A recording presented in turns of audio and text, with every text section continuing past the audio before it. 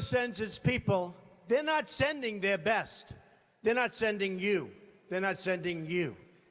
They're sending people that have lots of problems, and they're bringing those problems with us. Venezuela is not sending their best people to the United States. Whose fault is that? Well, today we discuss.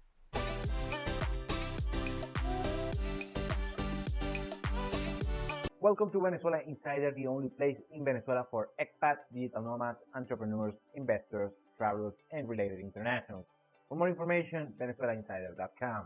Well, right now we have hearing some news, not pleasant news, about the migration in the United States, and especially from Venezuelans.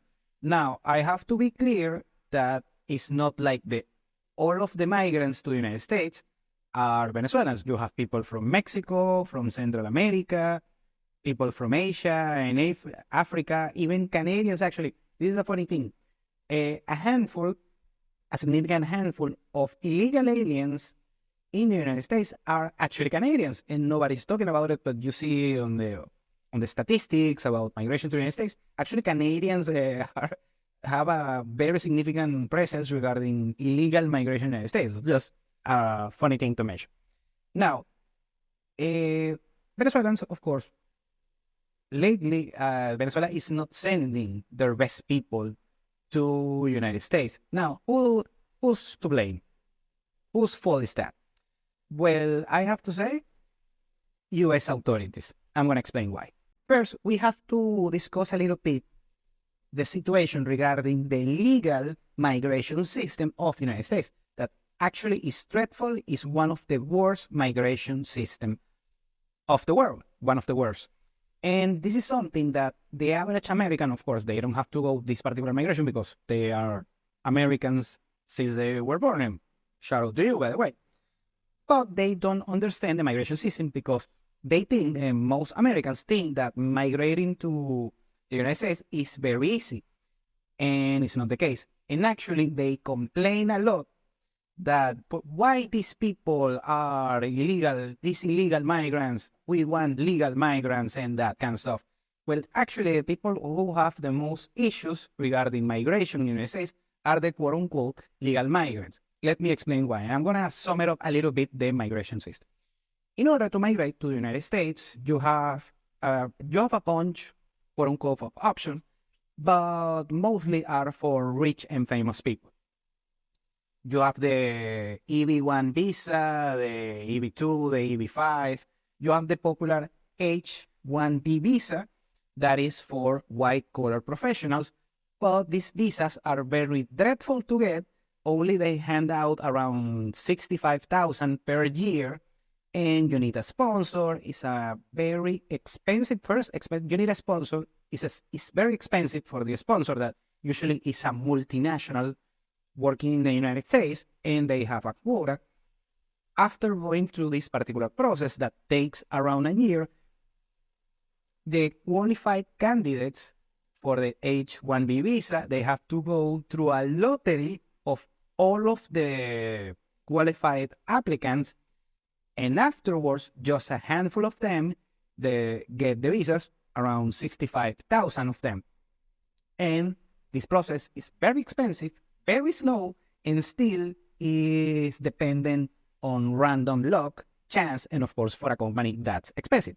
So that will be the main way in order to reach the United States using this particular visa. So the people who design this particular process, of course, you have to blame those guys. The other way to legally migrate to the United States is going from a EB-1, EB-5 visas. They have a handful of them. And basically, you have to be an investor in order to reach the United States, and you have to invest on a business, and that could take a few $100,000. And the more, the top echelon ones takes over $1 million. So it's very difficult in order to just have that kind of money. So if you want to just work decently in the United States, you are not going to use this particular system. Other visa that you can get in the United States is a student visa. So being approved for one of the particular colleges that you have in the United States, become a student, just complete all of the education program over there in a particular city, in a particular university in the United States. But the issue is, first, it's very expensive to pay a university in the United States. Also, you as an international, the tuition is 2, 3, 4 times more expensive compared to a local American citizen of the location of this particular university. You cannot legally work meanwhile you are studying. You just have the opportunity to work part-time. And of course, you're not going to cover the prices of everything in the United States, plus the tuition with this particular time. And afterwards, you have the opportunity 1 year of getting a job. And after getting this particular job, the company that is hiring you, that it has to be a white-collar company, a multinational, something of that nature, they will be your sponsor in order to get a residency, a temporary resident that maybe it become a permanent residence in the United States. So it's a very complicated, legal, and expensive process that just a handful of people can get. And of course, people looking for opportunities are not going to be able to take. And if you are a big fan of the show 90 Day Fiance, you will know this is the fiance visa, basically getting married with an American citizen.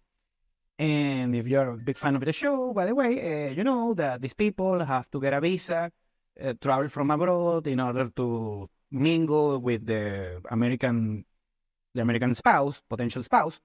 And afterwards, they got married and that kind of stuff. And of course, after the legal marriage, you get a residency of 3 years, and afterwards you can become a permanent resident, and afterwards you can become an American citizen.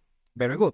The issue is, of course, you're not going. There is a lot of fraud activity fraud regarding this particular process, because many people got married just for the paperwork, and sometimes they pay some money to the American spouse, or it's just a marriage out of convenience. Well, I will argue that most marriages are out of convenience, by the way, but that's another thing. The main issue is that you have to marry an American citizen, and that's why marrying an American citizen is very coveted. For these particular people, I'm talking the rest of the world, that they have this aspiration of living in the United States. Of course, I'm not a migration expert in the United States, but just trying to give a Reader's Digest, because if you're watching this, you probably are from the United States, and you don't know anything about the legal process in order to migrate legally to the United States. Anyways, afterwards, after all of those options, and a couple of more, you have the possibility of applying for a refugee status or an asylum seeker status, of course. People that are fleeing from their countries and that kind of stuff because of a dreadful situation, and they go for a very bureaucratic, slow process that may be attempting to legally stay in the United States.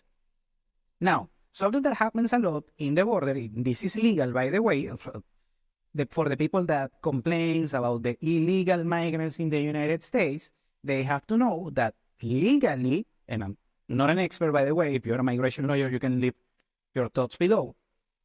You can cross the southern border, Mexico, enter the United States, go with a particular specific authority over there, register that you are looking for an asylum or a refugee status, going through a process. Of course, I don't know specifically the process. Usually they detain you on a migration prison, something like that, and they let you go if you have this particular presentation, and it's a particular process. And then you can stay in the United States and wait for your documentation, that kind of stuff. It's this is the ballpark explanation. I'm not an expert on this particular regard. Very good. That is illegal. So if you are a refugee seeker or of an asylum seeker, stay in the United States. Meanwhile, you wait for your status to change. You are actually a legal migrant. Now, let me explain the illegal migrants, how they do it. First, you have, of course, the cliche that you have seen in a bunch of movies.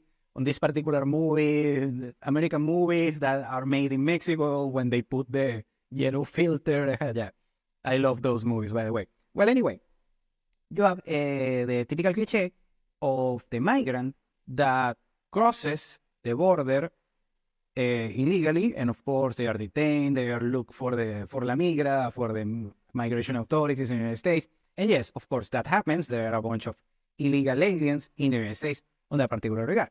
However, the funny thing regarding illegal aliens in the United States, that a significant portion of them, they didn't do the process of going throughout the southern border. They did it because they have a tourist visa to the United States, a B1 slash B2 visa. Let me explain something that many American citizens, even my clients, I have to explain this sometimes out of sheer curiosity, is that getting a visa in order to enter the United States is very, very, very difficult. It's a process, it's expensive. First, let me explain what you have to do. Of course, a handful of countries like the European Union countries have a visa waiver option, and sometimes even them get rejected in order to enter the United States, by the way. That's why the European Union right now is doing a similar process for Americans, just the same process that Europeans have to go, an ETA, an electronic transit authorization, something like that. By the way, just be aware of that. Very good. The people who need that, most of the world need a visa, a tourist visa in order to enter the United States. You have to first apply online, get an appointment. You have to pay for the appointment, and then this appointment usually takes several months, depending on the location of where you are getting, depending on your particular country. On the particular case of Venezuela, since that we don't have a U.S. embassy here in the country, we most likely have to go to Colombia or a third country in order to apply over there. Very good. This particular process. Afterwards, you have to fill out a form that is called the DS bar 160, something of that. I'm going to put it here on the platform. It costs around $200, a little bit less than that, to fill that particular paperwork in order to that kind of thing. So you have to pay for this particular form, plus pay for the application, then going to a very dreadful process when you get the appointment on the embassy, on the consulate of the United States. It's a very tiresome process. Most people are very preoccupied and nervous that they will be rejected. They have to bring a bunch of papers, usually your income statements and your balance sheet, every asset that you own on a paper, that kind of stuff, explain. It's a very random and bureaucratic interview. It's very discretionary for the U.S. official working in the consulate. These particular officers, of course, they're doing their job. They work for the State Department, and they have to go to it, but they are bureaucrats at the end of the day. So many times they make the mistake of not granting the tourist visa someone who actually deserves to be granted this particular tourist visa. Very good. I've seen a lot of cases, many people, middle class, high middle class, I'm talking Latinos or Eastern Europeans or whatever may be the case, Mexicans, they are rejected from these particular visas without any kind of explanation. And the people can go through this process, because usually you need around a couple $1,000 in order to go through this process, because you have to pay for travel and that kind of stuff and the forms, and especially if you are a family. So you have to convince the particular officer. Anyway, and what happens is that there is a lot of rejection rates for these particular tourist visas. And many times, the people who actually are middle class, more sophisticated, are the ones that go through this particular process. The people that are lower middle class and lower classes in Latin America and Southeast Asia and Eastern Europe, and they actually want to migrate to the United States, they're going to go through the southern border. Right now let's talk about the Venezuelan migrants specifically, and how it changed the migration of Venezuelans to the United States. Now, the migration, on the grand scheme of things, of Venezuela is around 7 million people from all over the world. Is pretty much recent. By the year 2010, 2012, we had around 1 million Venezuelan migrants. Remember, this is a country of 30 million people. Very good. But usually the people that started migrating to the United States, I'm talking migrating to every place in the world, were high middle class aspirational Venezuelans. either women that wanted to marry, that end up marrying a successful Western, a Canadian, an American, a European. I already did a video about it. Also, you have people very well prepared. I'm talking college graduates that they wanted to get a master's degree in the US or Canada or Australia or a place like that, or people that just wanted to speak English and they went to take an English course on these particular locations. And then these particular people just decided to stay and did it with legal mechanisms, or people that got hired by multinationals, Western multinationals. And so there were people very aspirational and high middle class that migrate. Then when Venezuela started to get complicated on the early 2010s, more middle class, usually younger people that they decided to migrate to the United States, they already had a tourist visa because we're high middle class, so they fitted a profile in order to migrate, in order to have the tourist visa. So they already have the tourist visa, so they overstay their tourist visa. And actually that was a very good cohort of migrants because well-educated, already speak English or close to speaking at least in English. They marry an American citizen.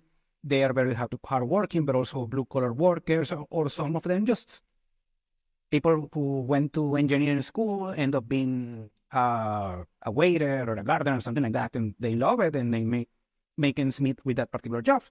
Very good. So everything fine and dandy back then.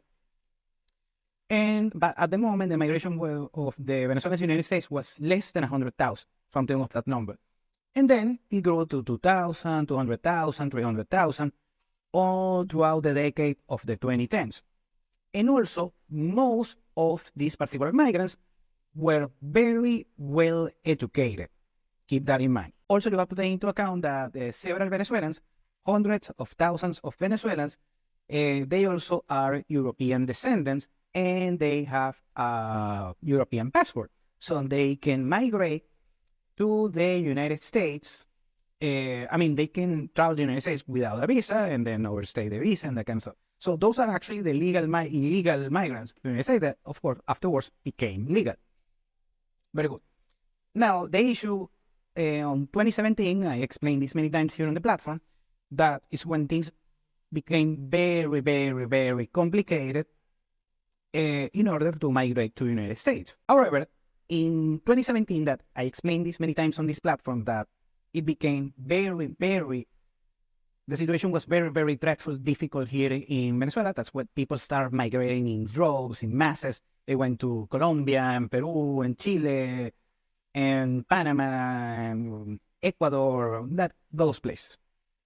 And a handful of them, but migrating to the United States was more difficult.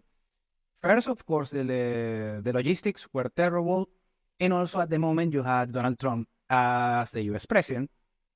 And you know that Donald Trump is anti-migrant, that kind of stuff. Actually, he basically became famous in politics for the build the wall thing. Very good. I'm saying don't even love or hate Trump. It is what it is. Okay. Well, the point that happened is that, of course, migrating to the United States is very difficult, and that discouraged the middle class Venezuelans that they wanted to migrate to the United States, because usually high middle class Venezuelans are not going to go through to all of this dreadful process in order to migrate to any country, regardless if the United States or not. And the lower middle class Venezuelans migrated to Peru, Chile, other places in Latin America. That at the moment, I always make this joke that in 2017, Peru looked like Dubai for Venezuela, but that's not the case. However, we reached just before COVID and just after COVID, Venezuelans, the people who desperate migrated to Latin America and other places, they realized that the rest of Latin America is not as different as Venezuela. Of course, there is a spread, but the spread is very narrow. So places like Peru, Chile, Colombia, Argentina, that kind of places are still third world countries with not much opportunities, and the economies are not as great. Of course, they look better than the Venezuelan economy, but that doesn't say that much. So they said, you know what, if I'm migrating to the big daddy of of countries, the United States. And of course, I know better. But these people, I'm talking middle, lower middle class people, they don't know better. And also the people who are struggling here in Venezuela also decided, you know what, I'm not migrating to Peru or Chile because I'm getting a lot of bad news from friends and family. And I'm gonna migrate. I don't care. I'm gonna migrate to the via the Darien Gap in Panama and to this particular dangerous journey. So at the end, right now we have over 700,000 Venezuelans abroad, and the cohort that is arriving since 2018, 2019 is it has a very less quality compared to the previous cohort that more wealthy, more sophisticated, they know how to speak English and that kind of stuff. So that's one of the reasons why the quality has diminished. Although I have to be fair that the second cohort of Venezuelans, most of them very hardworking people, soul of the earth people, maybe they don't speak English, but they are very good in a trade like welding or construction or healthcare, something of that nature. So they are very valuable people as well. They are not as fancy, as sophisticated, they don't speak another language, anything like that, but they are very hardworking people indeed. And a very tiny cohort of these particular people are very low class people, delinquents, and they are not refined. They don't have any kind of culture. They are not respected, not even in Venezuela. And now they're going to places like New York or California or Miami, and they are giving a bad reputation of to the rest of Venezuelans, and that's unfair. That's why I'm making this video. And also, you have people over there in the United States, most Americans, very cool people, soul of the earth people, love them regardless if they are Democrats or Republicans, of left, center. I don't care. I met cool Democrats, cool Republicans, cool conservative, cool liberals, and that kind of stuff. I love people from the United States, are very cool people. However, there is a tiny minority of Americans as well that they are racist, xenophobic, and that kind of stuff. And they like to watch either Fox News or CNN or MSNBC, that kind of platform. Okay. So the particular mainstream media that is very trustworthy, they start, of course, exaggerating the news about Venezuelans over there in New York City and that kind of stuff. And now there's kind of a few between the American citizens, and I understand why these particular Venezuelan delinquents should be apprehended and then deported 100%, but they think the average Venezuelan is like that, and it's not the case. Those are just the bottom of the barrel. So yet, in order to sum it up, the migration system of the United States is very dreadful and usually is fed by demagogue politicians. It is what it is, either by the left and the right, both sides of the aisle. Very good. Nobody wants to fix this particular migration system, and that's why you have terrible migration results. The good migrants, the white-collar ones, the very well-prepared, well-educated, have it very difficult in order to legally migrate to the United States. And since the system is very dreadful, they are not going to go to that dreadful system and go to other country, OECD nation, that kind of stuff.